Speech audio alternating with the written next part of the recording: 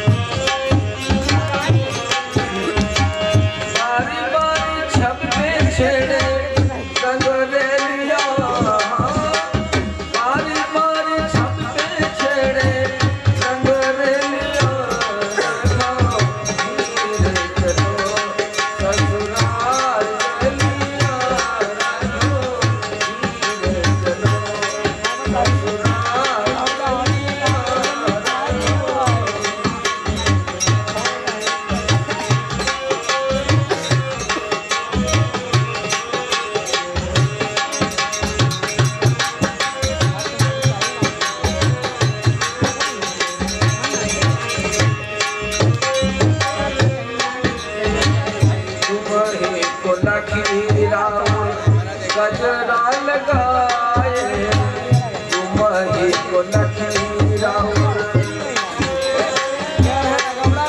तुम्हारी को लखीरा गजरा लगाए तुम्हारी को लखीरा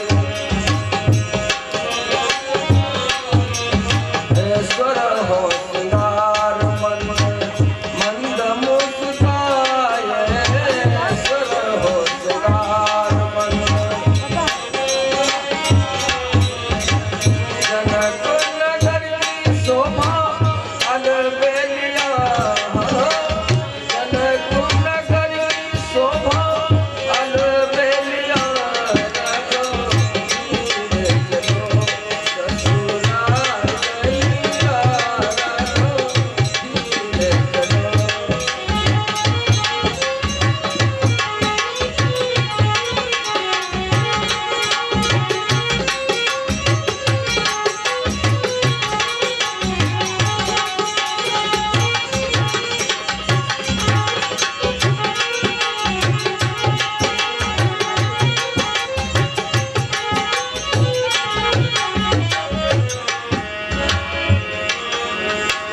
चढ़ी के अटार सुमन बरसाए चढ़ी के अटार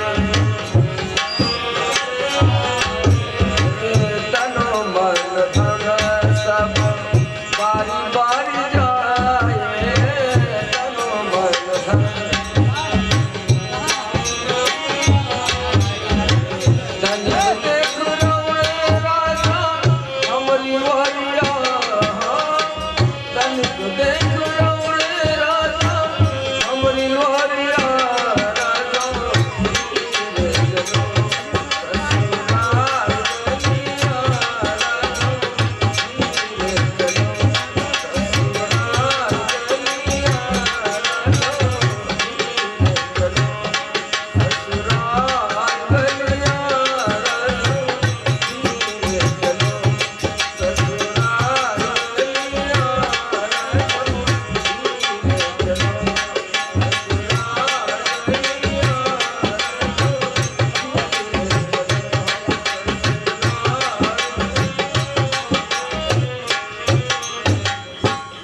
बोले सच्चिदानंद भगवान की जय हो।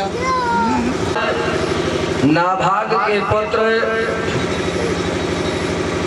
अम्बरीश जी हुए।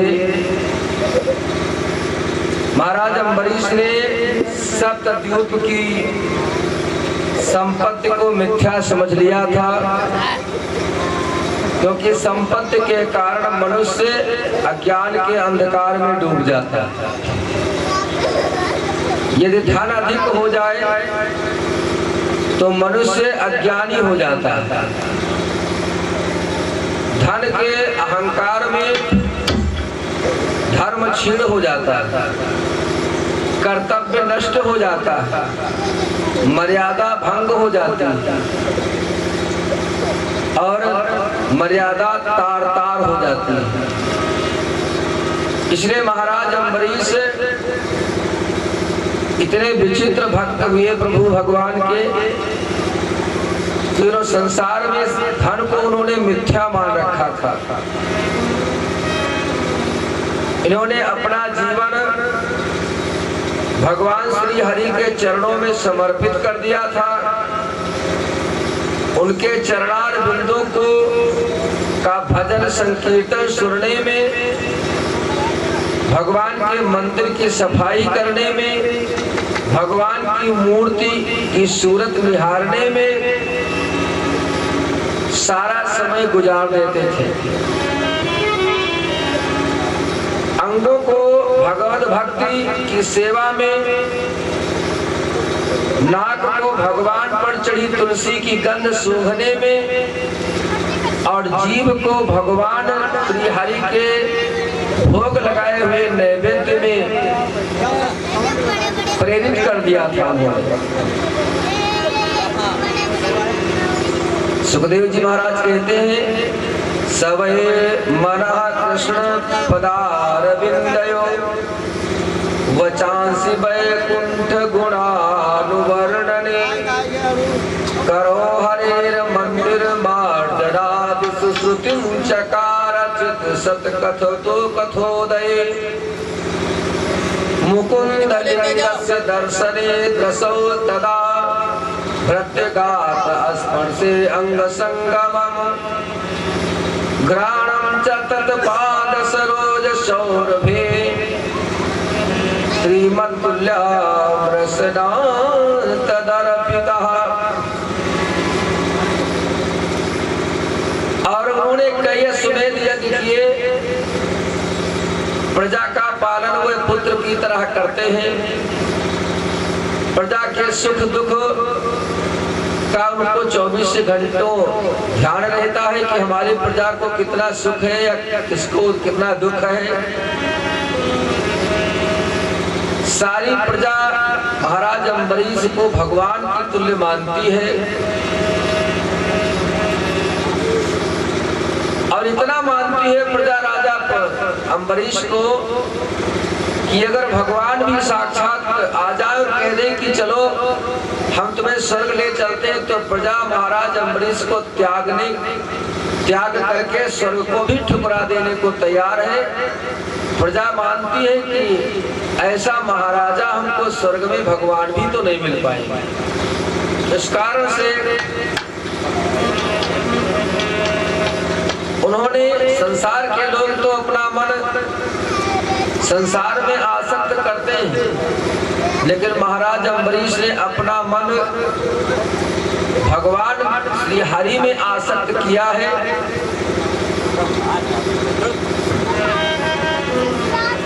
महाराज अम्बरीश की भक्ति की चर्चा बहुत दूर दूर तक फैली और इतनी दूर तक फैली कि मालव देश की एक राजकुमारी, उसने ठान लिया कि हम विवाह अपना मालव देश महाराज अम्बरीश से ही करेंगे। पिता ने समझाया, बेटी ये जिद छोड़ दो, अम्बरीश के कई रानियां हैं और उनके साथ में तुम विवाह करके इतना सुख नहीं प्राप्त कर पाओगी, इसलिए हम तुम्हारा विवाह किसी राजकुमार के साथ में करेंगे। परंतु मालो नरेश की कुमारी विचित्र प्रकार की जिद की भावना में आ गई और कहा, पिताजी कुछ भी हो, हम सिर्फ अम्बरीश को ही अपना पति बना चुकी है और उन्हीं को अपना पति मान करके हम चलेंगी। हमें संसार के किसी भी पति की आवश्यकता नहीं है।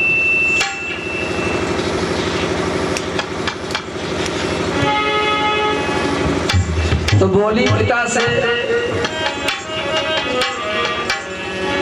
हे पिता न बर की खोज करो, मेरे हित यही उचित होगा।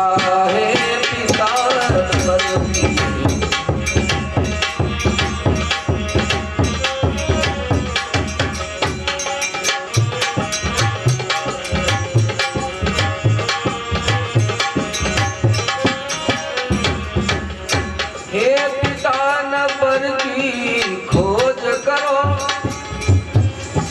मेरे हित यही उचित होगा। मेरे पर अम्बरीश भूपत यह निर्णय तात अटल होगा।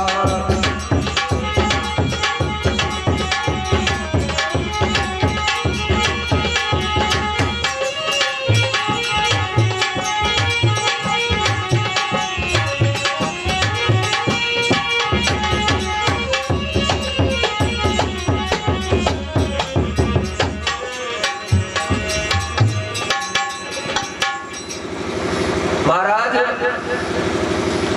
मालव नरेश बेटी के जिद पर अडिग हो गए और कहा, बेटी महाराज अम्बरीश के तुमसे पहले 100 रानियां हैं और उनसे विवाह करके तुम्हें क्या सुख मिलेगा। और दूसरी बात, राजा तुमसे विवाह करेंगे या नहीं करेंगे इसका भी तुम्हें तो कोई पता नहीं है, क्योंकि तुम अपने मन से तुमने वर्ण किया है कि हम अम्बरीश के साथ विवाह करेंगे, लेकिन अभी अम्बरीश को इसकी खबर नहीं है, तो यह भी निश्चित नहीं है। तो राजकुमारी बोली, पिताजी वह मुझे समझे या न समझे, पर मैं उन वैष्णव की अर्धांगिनी बन करके ही रहूंगी, यही मेरा अटल निर्णय है। वो मुझसे विवाह करे या ना करे, अगर नहीं विवाह करेंगे तो मैं आजीवन कुंवारी बन करके रहूंगी, लेकिन विवाह अगर करूंगी जीवन में तो सिर्फ अम्बरीश के अतिरिक्त और किसी से विवाह नहीं करूंगी।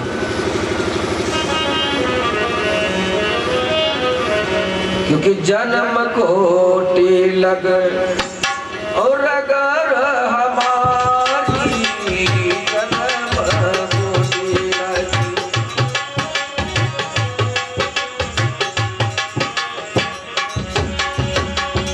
जन्म कोटि लगी अगर हमारी, परमो भुवनत रहु कुंवारी, परमो भुवनत।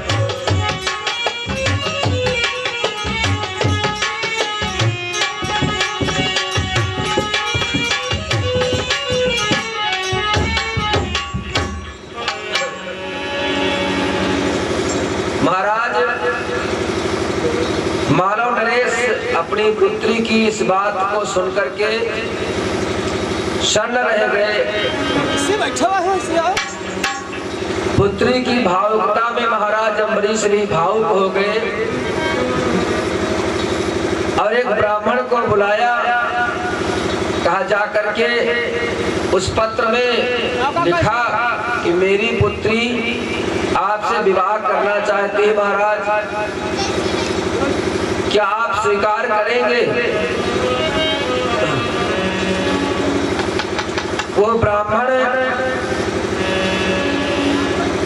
पत्र लेकर के विवाह का अयोध्या को आया, अम्बरीश को दिया। अम्बरीश ने उस बाला का पत्र पढ़ा जिसमें लिखा था कि हे प्राणनाथ, मैं मन ही मन आपका वर्ण कर चुकी हूँ। अगर आप मुझसे विवाह नहीं करेंगे तो मैं आजीवन कुमारी रहूंगी, परंतु विवाह नहीं करूंगी। आप चाहे मुझसे विवाह करें, अर्धांगिनी बनाए या ना बनाए, ये आपकी इच्छा पर निर्भर है। तो महाराज अम्बरीश ने जब उस पत्र को पढ़ा तो भावुक हो गए और उस ब्राह्मण से कहा कि जाओ ये पत्र हमारा जो है उस मालव कुमारी को दे देना और संदेशा मेरा कह देना कि मैं विवाह तो कर लूंगा, लेकिन विवाह करने के लिए बारात लेकर दरवाजे पर जाने की फुर्सत नहीं है, क्योंकि हमारा संपूर्ण दिन, सारी रात भगवान की सेवा करने में गुजर जाती है और तब से तुम कितने समय में हम दूल्हा बन करके उस कुमारी कन्या से विवाह करने के लिए जाएं, इतना आप कह दीजिएगा और ये हमारी तलवार लेकर के जाइए। इस तलवार को बताना कि उस कुमारी कन्या से कि यह तलवार को ही हमारा रूप मान ले और इसी की भावरे फेर करके हमारे राजधानी को चली आओ, हमें स्वीकार है।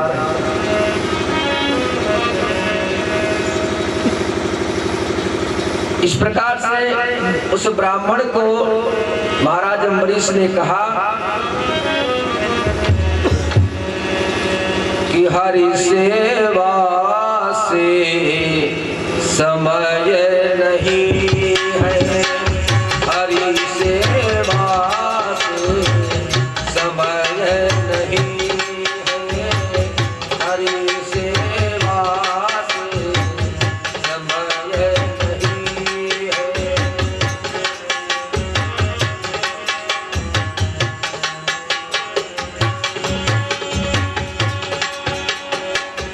जो सुकुमारी अति अनुरागी, जो सुकुमारी अति अनुरागी, हृदय भाव सही है, हरि सेवा से समय नहीं है, हरि सेवा से समय नहीं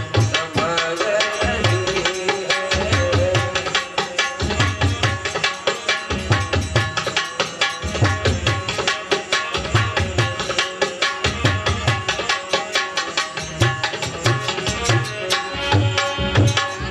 ये खडग मोरा रूप निहारो, यह खडग मेरा रूप निहारो, आवहु अवधपुरी है, आवहु अवधपुरी है, हरि सेवा से विमुख न हो,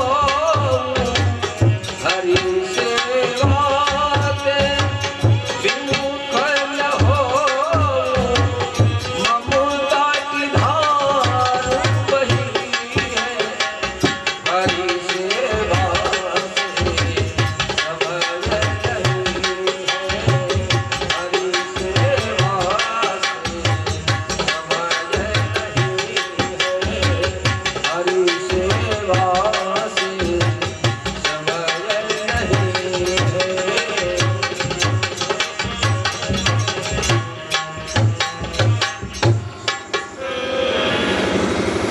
उस पत्र में लिखा कि मैं प्रातः काल 3 बजे सैया त्याग देता हूँ और तब से लेकर के मंदिर की सफाई, झाड़ बुहार अपने हाथों से करता हूँ।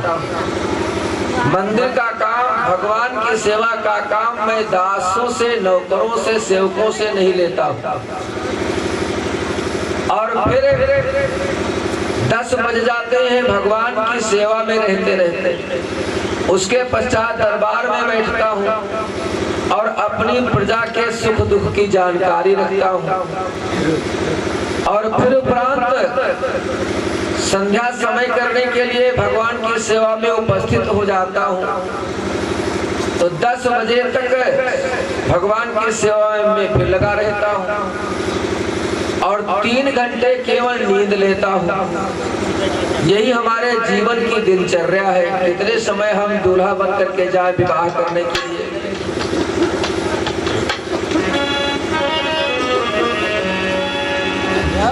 वो ब्राह्मण देवता पत्र लेकर के गए, राजकुमारी को थमाया तो उस राजकुमारी ने तलवार को महाराज अम्बरीश का रूप मान लिया और उसी के साथ 7 भावरे फेर ली।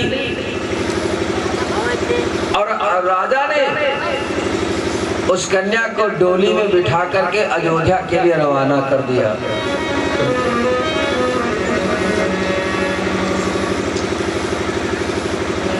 इधर महाराज अम्बरीश के यहाँ पर नवेली रानी का आगमन हो गया, क्योंकि पहले 100 रानियां थी। इसके पहले 100 रानियों से विवाह महाराज अम्बरीश कर चुके थे। ये 101वें नंबर की महारानी आज नई नवेली बनकर के आई। और रानी का की डोली जब अयोध्या को आ गई, द्वारपालों ने कहा महाराज नई रानी का आगमन हो गया है, किस महल में बसाया जाए।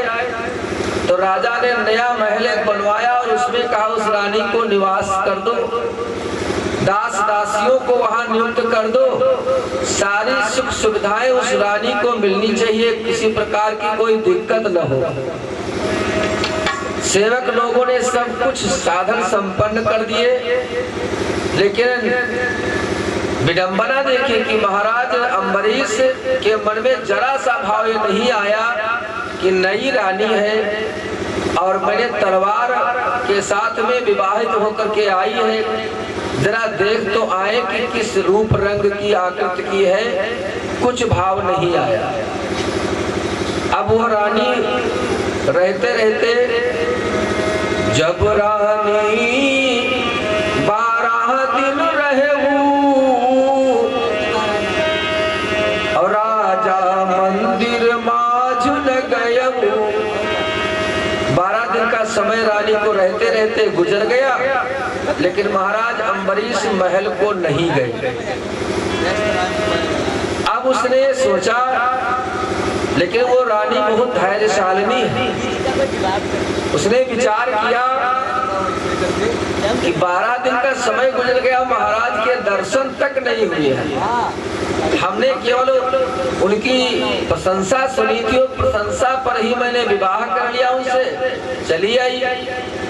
मैंने उनका रूप तक आज तक देखा नहीं है और उन्होंने भी हमारा रूप नहीं देखा है, न हमारे गुण देखे। कैसी विडंबना है।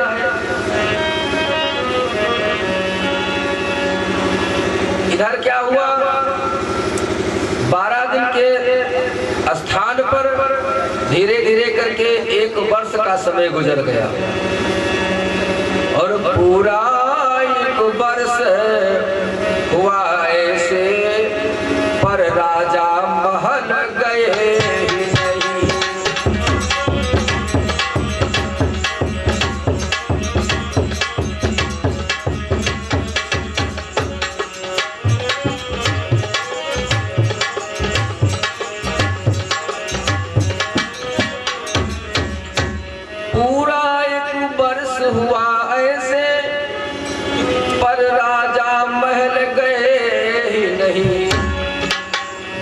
मार मार कर सोच रही, मिलती कोई तदबीर नहीं।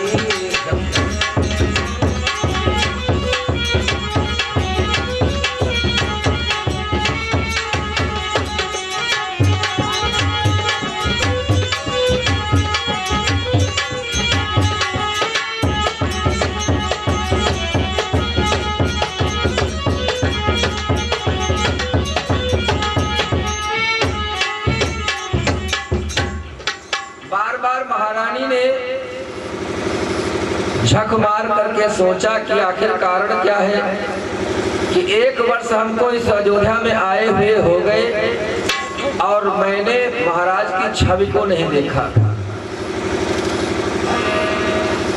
महारानी ने एक दासी को बुलाया और कहा पता करो कि महाराज को आज 1 साल हो गया और महाराज हमारे महल को आए क्यों नहीं। तो दासी ने महारानी को बताया कि राजा को भगवान की सेवा से फुर्सत ही नहीं मिलती है, आवे तो कितने समय आवे। तो नवेली रानी ने कहा इसके पहले महाराज के पास 100 रानियां हैं, तो क्या उनके पास भी नहीं जाते? तो दासी ने कहा हाँ नहीं जाते, क्योंकि उनको जाने का समय नहीं मिलता है। तो उस नवेली रानी ने कहा ठीक है, 100 रानियों के महल को राजा गए हो या ना गए हो, लेकिन हमारे महल को जरूर आएंगे, हम बुलाएंगे उनको, देखें कैसे नहीं आते।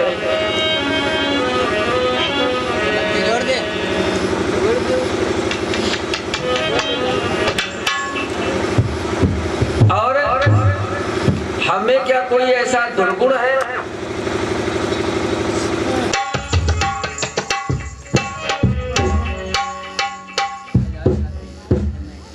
तो जब दासी से पता किया तो बताया कि भगवान की सेवा से फुर्सत नहीं है उनको। तो रानी ने कहा वो कैसे पूजा करते हैं भगवान की जो उनको सारा दिन पूजा करते करते गुजर जाता है। तो दासी ने कहा महाराज की गति बड़ी पूजा करने की निराली है। बोले वो कैसे? कहा महाराज पहले तो भगवान को स्नान कराते हैं जल से, गंगा जल से स्नान कराया, पहले साधारण जल से, फिर गंगा जल से स्नान करवाते हैं। उसके उपरांत दूध से स्नान करवाते हैं, फिर दही से स्नान करवाते हैं, फिर चंदन के जल से स्नान करवाते हैं, फिर पंचामृत से स्नान करवाते हैं। और उसके उपरांत ये भूल जाते हैं कि मैंने भगवान को सब चीजों से स्नान करवा दिया है। फिर दोबारा शुरू हो गए, फिर पानी से स्नान करवाया, फिर गंगा जल से स्नान कराया, फिर दूध से, फिर शक्कर से, फिर शहद से, फिर पंचामृत से, और फिर भूल गए और फिर शुरुआत उसी से कर दिया। जब भगवान उनको होश दिलाते हैं कि महाराज कितनी बार हमको तुम पंचामृत से स्नान कराओगे, दही से स्नान कराओगे, दूध से स्नान कराओगे, तब उनको चेत आता है कि स्नान हम करवा चुके हैं। तो जो वस्तु एक बार वो चढ़ा देते हैं, इतना भाव विभोर है, उस वस्तु को वो बार बार चढ़ाया करते हैं। उनको यही चेत रहता है कि मैंने अभी भगवान को कोई वस्तु चढ़ाई नहीं है। इसी में उनको सारा समय पूजा करते करते लग जाता है।